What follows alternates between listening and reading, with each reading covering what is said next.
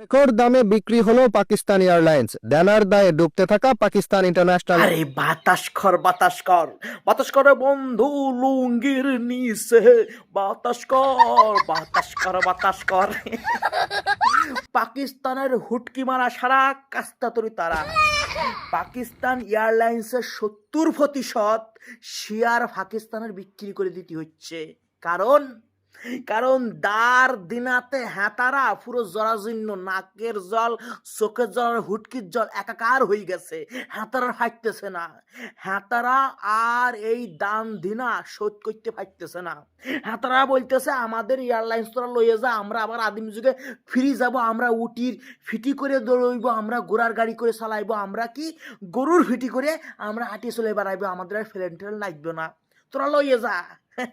মানে পাকিস্তান যেটুক কাংলা ছিল আরো কাংলা হয়ে গেছে। অবশ্য আর একটা দেশ কাংলা হইতে যাচ্ছে, থাক তাদের নাম বলবো না, তোমরা কমেন্ট সেকশনে মেনশন করে দাও।